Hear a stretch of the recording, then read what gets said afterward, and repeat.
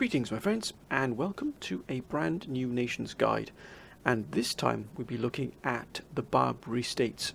Now, there is an argument that between this and the pirates are probably the two most difficult campaigns you could possibly undertake. Now, please remember my friends, this is with Darth mod and with additional units mod applied to it. So we're looking at, out of the scope of the sort of vanilla Empire Total War, we've got two mods added to this.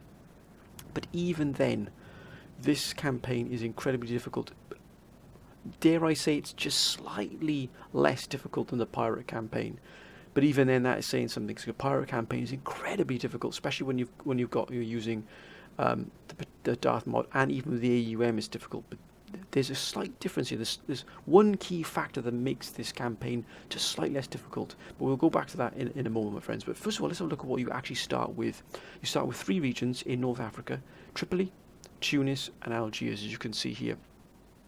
This triumvirate here of regions under your control. And although it doesn't seem, as you can see, it's quite a barren landscape here. You don't really have a huge amount to start with. As you can see here in Tripoli, for example, you've got the port, Sirte, and you've got Tripoli itself. And again, you're not, even then you can see the growth is being hit quite hard here. You don't really have any towns along the coastline here. You've got, as I said, the port here. You don't really have any towns here. You've got Benghazi here, and you've probably got here Misrata here as well. But again, they're way off into the future before that it developed into anything you can possibly use as a coherent sort of addition to your empire. And again, with Tunis being sort of the large region under your control, nothing at all until you start to hit the coast here. You've got Safiks here, and then you've got Saguhan, you've got Desiria, the mines here as well, which is pretty good income from the mines. We'll have a closer look at those as well. You've got Tunis as well, which is the main city here. Even there you can see you're not growing at all in terms of money. The economy is pretty bad here, even with sort of a major city under your control. Then moving sort of east or westward, should I say, then of course you come to Algiers here, which does also have an iron mine here and a farm. Tizi Ouzou here, and also in Zakar, Algiers as well. And you've got another port here, which I believe, yes it is a shipyard in Oran. And as you can see, there's not much else that you can use. It's a pretty barren landscape, my friends. It really, really is. You've got here Annaba here, which is going to grow, Bajaya, and I think that's about it, to be honest, along the coast here. Indeed, as you can see, very, very barren, very, very tough conditions to grow an empire from. However, the key fact here with the Barbary states, as it were, they are effectively pirates. You're a pirate nation.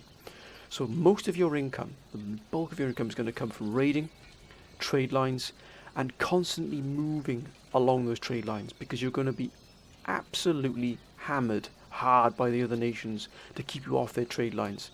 The other nations know of your antics. They know what your whole guise is about, what your raison d'etre is. It is to raid their trade lines and then move on to someone else's trade lines. But that's how you have. That is what part of the survival technique of the Barbary states would have to be. But you're also operating in one of the most lucrative trading lines and trading lanes in the entire world, which is the Mediterranean. Vast sums of trade and gold and merchant caravans, should we say, absolutely operate through here. So the bulk of the world's wealth travels in and out of the Mediterranean Sea. So you're in a pretty prime position to operate from. Now, with that in mind, it's quite clear that since you're so reliant upon the raiding and the seafaring and ships, then that has to be one of your primary goals, and that is to build up your trade, your fleets, to build up your ports, your shipyards, to get the ships out you need to be able to not only survive, but also to stand your ground. So when you're raiding a trade line, you can stay on that trade line, especially if it's lucrative, because eventually you will have one trade line running through here that will bring in a vast amount, the majority of all of the trade you see here, from Russia to the Ottomans to Spain to Hungary, will travel through that one and outwards as well. So you will have all of these, even from the New World, that they will travel through here. It is absolutely vital, therefore, that when you're such a small nation, you focus on what is essential to your survival, and that is raiding. And to be able to raid and to be able to stand your ground and be able to raid without much fear, or at least to hold your ground if you need to, that's to build up the one thing you've got to really have at your disposal, and that's your navy. As you can see, you only start out with light galleys. You don't start out with much here at all. Again, here, light galley. That isn't going to stand much test, as it were, when it comes up against it. And again, here, you're going to get as the Beck, heavy dhow, light galley. So you really are up against it here, very, very much so in terms of what you can do. You can probably raid some of these trade lines here, as you can see.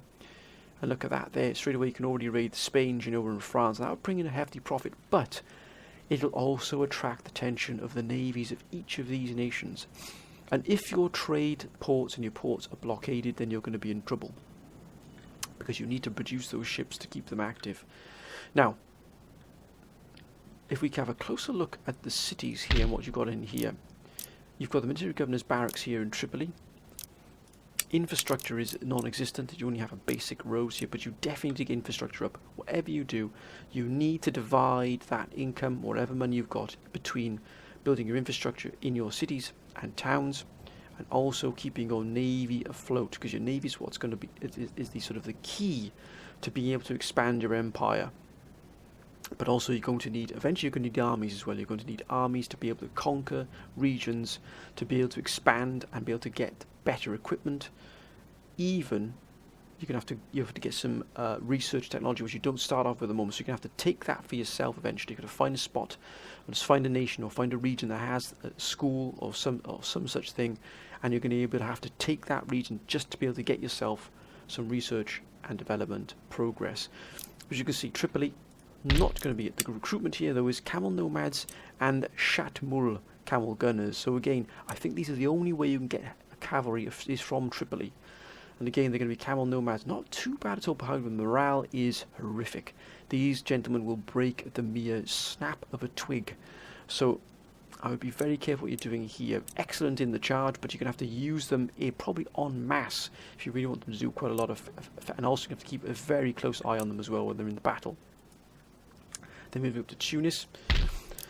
You can actually get a provincial barracks here, but it doesn't give you anything. But it does enable you to research plug bayonet and carbines. But remember, you don't have any facilities to research.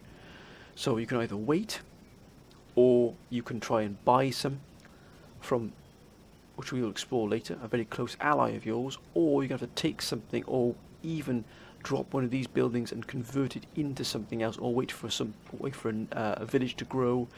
And expand enough for it to be able to be developed further, but that's going to be a long way off. Then you've got a governor's of course. You can research cannons shop for some reason. You can actually get ordnance factory.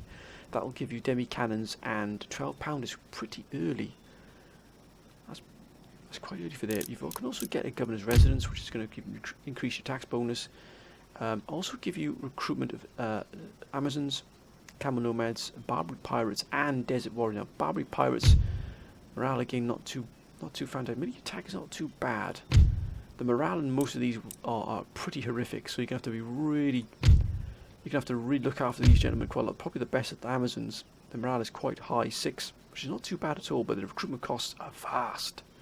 It really is. And again, infrastructure again is going to be absolutely key here. But you can get demi cannons and sakers here and some Barbary pirates.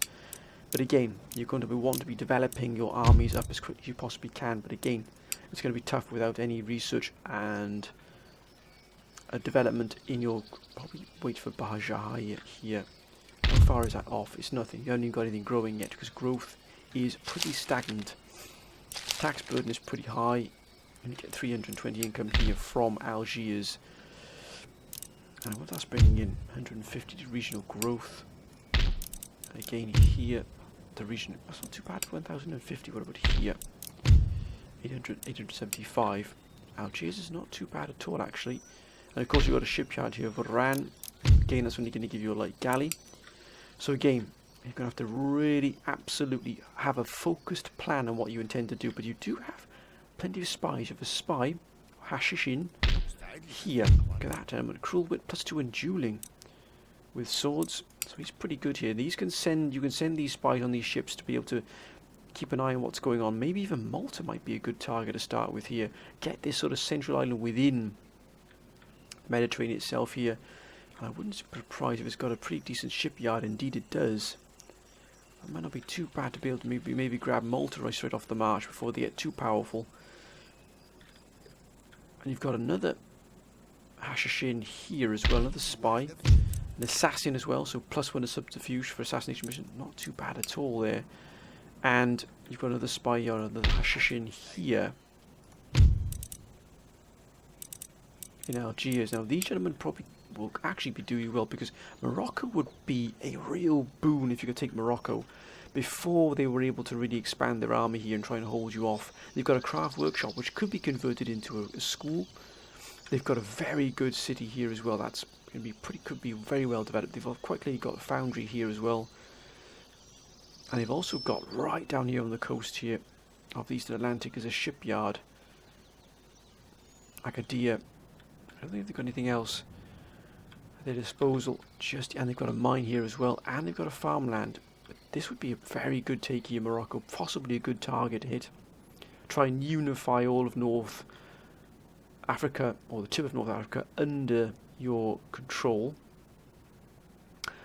But as I was saying, there's one key difference between the pirates and the Barbary states, or Barbary pirates as they were called, and that is you have an ally, a very strong ally, a very large ally, and that is the Ottoman Empire. You are a protectorate of the Ottoman Empire, but look who you're at war with. You're at war with every single nation, bar a few. The Crimean Khanate is actually you could possibly even trade with these, and even Morocco, because they're not at war with you either. So that, and even Persia were friendly with you. So again, you've got a few options in terms of your trade. None of these, Maratha Confederacy or even the Mughal, if you can get one of these, maybe the Mughal Empire, to be able to trade with you, that would be a massive boon. It really, really would. Ottoman Empire are already trading with you, which is excellent, but you've got a few other nations that are, or don't see you as the pirates, probably because of your link with the Ottoman Empire. Because you're under protection of the Ottoman Empire, they see you as an extension of the Ottoman Empire in itself. So you've got the protection of the Ottoman Empire here. Nations might not move against you because of it, you're at war with them, but however, they might even hold off long enough for you to be able to get yourself into some kind of coherent state. But they've got, luckily, it's over land income here from the trade. It's not via the sea, so you can't be cut off, unless of course the Egypt Tripoli sort of coming, sort of the link here is severed by either Tripoli being taken or Egypt is being taken. But as you can see here, that's a strong trade link here along the coast here, along the Mediterranean coast, and it's not bad at all there. We can increase that quite nicely. You've got a series of ships, but again you've got a fifth rate, the Piri Hamaji, and you've got these two other then Zebeks. I think the largest probably you've got two Zebeks here and another fifth rate, and then you've got another a fifth rate here with then two galleys or three galleys, and a galley and two light galleys. Now again, you're going to have to pick your routes very, very carefully here what you do. Maybe even Batras could be a target here, and join and link up with the Ottoman Empire as even closer to the Ottoman Empire. Have another trade link, direct link with the Ottoman Empire, because you want to keep the Ottoman Empire close to you as you can, because they're the only ones. You're effectively the pirate arm of the Ottoman Empire. They give you a sort of a legitimacy which you wouldn't normally get if the pirates are sort of cast aside by everybody. But with the Ottoman Empire as a protectorate, that gives you that sort of legitimacy. It almost gives you a cover, a curtain, umbrella of protection. So again, it's important that the Ottoman Empire survives, but also that you work closely with them as an ally. Now, let's have a look at what you start off with here. As you can see, nothing too wonderful about Mehmed the First Sultan. All of these nations are at war with you. That's a lot of enemies. My goodness me. Excuse me, my friends. Tax income is only 646. Trading income is 776. That's from the Ottoman Empire. Other is 1650. Hopefully you can possibly boost this by raiding. Army upkeep is 0 at the moment because you don't have an army. Navy upkeep is 1260, which is pretty big. That's a massive chunk of your income going on here, on what is effectively a series of very poor ships. Very, very poor ships indeed. You've got 3,000 coming in, 1,812, so nearly 2,000 available at the end of each year, or each month, should we say, or series of months, each quarter. And the policies here, tax levels are at sort of minimum here, but you could probably reduce the nobility to help with growth. So if you reduce the nobility tax, or even the lower classes tax as well, that would help boost growth. Growth is pretty stagnant at the moment. Ministers now, this is absolutely key here. As you can see, none of them bring anything at all apart from this gentleman here in justice. But they bring nothing, absolutely nothing at all to your cabinet. However, you do have this gentleman here, +1 to management, -2 to treasury, which is pretty bad. Tactician and honest. This gentleman might be pretty good for your army. It might be very, very good. And of course, because you're an absolute monarchy, you can move him into here. And look at that straight away. -6 recruitment cost, +6 for technology research, -6 to army upkeep costs immediately. And look at that. It's already gone up to, what's that, 5 stars? Straight away, only 37 as well, so he's going to be around for quite a while. That's another huge boost there. Then you've also got these gentlemen as well. It's -1 to treasury, which is a little bit of a nuisance there. But look at this gentleman here. Jalaluddin Osmani. Now he might be excellent for the treasury, and indeed, +1 to global tax income, +2 to growth of trade, and +2 to wealth. Excellent, excellent minister. So he would already you're starting to see a massive change in what's going on here. Now this gentleman here, Nasruddin al-Habash, now +1 to management, +1 to nobility, -1 to treasury, but he might be an excellent head here. Indeed. And again, +4 diplomatic relations, +1. So again, he's already increasing your diplomatic relations for those nations that are already indifferent to you or maybe friendly to you, like Persia, which would be a real boon if you've got Persian trade. So again, you're starting to see then the tide starting to turn in your favour in terms of your diplomatic relations with other nations. They might start to turn from unfriendly to friendly or indifferent. Navy, which is absolutely key here. Do we have anybody here? A Jughead? Industrial Revolutionary. So we could actually have put this gentleman here. We could swap this gentleman here out for here. But it's gone down, unfortunately. So again, you can swap them around as much as you want. To army administration, which he is at. We'll actually put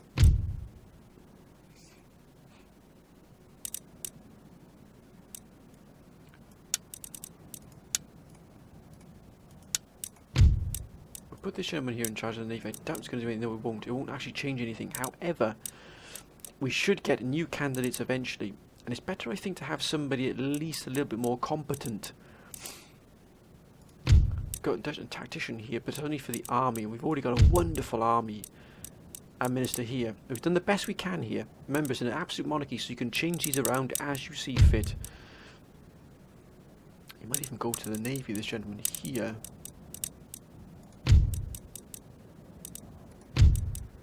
And we might put this gentleman in here instead. So again, but the Navy upkeeps are reduced, and the research rate is increased. So again, you've got to make that sort of call here of what you want to do. You've got no candidates now, but you've got a very good cabinet here. That'll make a lot of difference. And again, you're only trading with the Ottoman Empire for now. So again, that is what, they're the changes you can make that will adjust and change things quite dramatically if you do the right thing here. Possibly even lowering the tax levels here and here as well. And that might just bring in and help the growth here, but you're going to have to start investing in infrastructure as well. As you can see, the infrastructure will help with the town wealth. So again, you're starting to make changes here that in the long run will help you, but in the short term might not see any effect, but in the long run it'll be an absolute boon to it, really will. Now, again, as I was saying, ally, you've already got an ally with the Ottoman Empire. You can have a look at the other nations that are sort of indifferent. Crimean Khanate, which is here. Get trade with them directly through the Ottoman Empire. So this would actually be quite safe here. Trade with the Crimean Khanate would be safe because you'd have this trade line going through and past the Ottoman Empire. Again, Morocco, you're next to Morocco, keeping them as friendly neighbours. Possibly something you can do. Persia is friendly, so the chances are you're going to get a trade deal with them. And also probably with the Mughal Empire as well eventually. if you get trade with Persia, it might even boost your Mughal Empire. But then again, I would probably try and get trade with, maybe if the Mughal Empire gets raided, because there'll be a war between the Marathas and Mughal, so that might be something you want to be wary of. Maybe stick to nations that, maybe like Persia, that will possibly expand against Russia, but also stay quite stable, maybe even Morocco. So again, my friends, you want to be aware of what your targets are going to be. Now, talking of targets, as I said before, Malta's probably going to be maybe one of your first military targets in terms of an invasion force.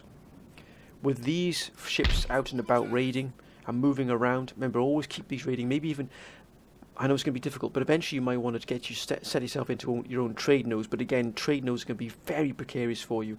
But maybe raiding the trade nodes, maybe moving into these trade nodes and raiding them for a short space of time, even with ships that are expendable, sending a few light galleys in here, raiding these trade lines here for a while.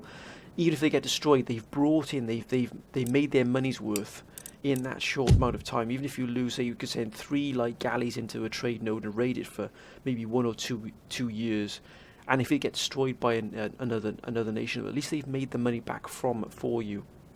So it's a trade-off between what you throw at the trade, raiding, and what you get out of it. And again, maybe even Malta and Patras would be your main targets. Personally, for me, it'd be Malta and Patras here because of the connection here with the Ottoman Empire, close connection. Then when you start to grow, when you get your armies, remember your armies aren't going to really grow very much. As you can see here, you've got no ability to grow here, apart from the farms here, and also because you've got a cannon foundry, you can get improved grenades and also canister shot, which will give you the 12-pounders.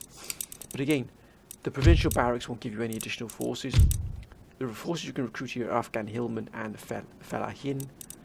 The same here again. So you can see you're not going to be mustering huge forces. You can get now a general's bodyguard here, which will, of course, add to this sort of your mobility stakes there. And again, you're only going to get Felahin with an additional experience. And even with the Army Staff College, you're only going to get Felahin with additional experience and the Afghan hillmen. You don't get any additional units at all, not a single one.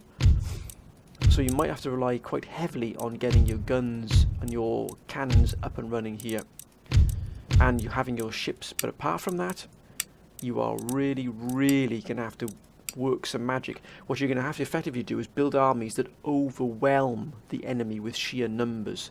But as I was saying, it's an incredibly difficult campaign, one I have never tried myself. Possibly in the future I might try it, but it really is quite a scary campaign to look at. I'm not sure if any of you, my friends, have tried or attempted or even succeeded with the Barbary states. But if you have, as always, please let me know, my friends. And you start off with 9,000 in available gold, which is not too bad at all. That's a pretty good chunk of money. And again, where you invest that is absolutely key. Probably my first priority would be getting trade with Persia. That would be my first priority here. And then I would use that 9,000 gold to try and get provincial barracks up here in Tunis. Obviously probably get governor's residence as well for the bonus of tax income. And definitely start researching a canister shot to be able to get ordnance factory. And once you've got that, you can then research explosive shells. And they'll also give you 12-pounder howitzers, but also bomb catch. Not too bad at all. You can, of course, with quick lime juice here, when you get the naval hospital, you can get an admiral's flag first rate, but you can't get first rate ships. You can't, all you can get is an admiral's flagship first rate. You can't get any other first rate ships at all, apart from admiral's flagship fifth rate, third rate. Even when you started to go into the really deep into the research here, it gives you nothing else at all. As you can see, even a dry dock will only give you a very small selection, so you're going to have to be incredibly skilled with your naval fleets and also how you operate. Effectively, you'd be operating on a shoestring budget, but you're also going to have to operate on the premise that you're going to lose a huge amount of ships. But if you play it right, if you're savvy, my friends, you can use very cheap ships like the heavy Dow or even the light galley of 376 and produce a lot of these and send them out to raid all over. So effectively what you become is like it's almost like you're the ant covering the elephant in terms of just being everywhere at once, and they can't send all their fleets at you at once. You always got your fleet or a ship or a raiding fleet on one part or every part of the trading lines wherever they are in the world. So you're constantly raiding, constantly harassing. You're going to constantly be losing ships, but you're going to have other ships raiding all different parts, moving them around. And that, my friends, is the key, I think, to effectively campaigning effectively with the Barbary states outside of the Mediterranean. To be honest with you, I can't see anywhere outside the Mediterranean that you'd be able to operate within that's going to allow you to expand. I mean, possibly moving against the Crimean Khanate and establishing yourself maybe here, again, next to and with the Ottoman Empire close. But my advice would be to stay as close as you possibly can to the Ottoman Empire. Stay absolutely close. So Patras would be definitely one I would be looking at to take. And maybe the Malta as well. So you've got that island within this massive sea here, the Mediterranean, to be operating from. But my friends, I think we've covered everything here we can possibly cover in terms of what is available to you and what you can and cannot do. So remember, planning on a campaign of this is absolutely crucial here. Keeping your one ally, your protectorate, under as close as you can to you is going to be key, and hoping they survive what is to come from the onslaught that's going to come from Russia and probably come from Austria as well. Because if the Ottomans collapse, then the chances are, if you're not ready, they'll come for you next, or even Spain or someone else will come for you, so especially if you start raiding them pretty hard. But my friends, I hope you've enjoyed this guide here to the Barbary states. As always, if you've got any advice, or maybe if you've taken this campaign on and you've succeeded in it, or maybe you haven't been maybe successful with it, as always, please keep your comments coming down below. Let me know, my friends, so that everybody who maybe want to try this can learn and draw the knowledge you've gained from it. And who knows, in the future I might even have a stab at this, might have a go at Barbary states. But I hope you've enjoyed this nation's guide, my friends. Whatever you're doing, please be safe, and as always, keep your comments coming down below. Thank you all of you for your wonderful support. It's been absolutely fantastic. But until next time, my friends, bye for now.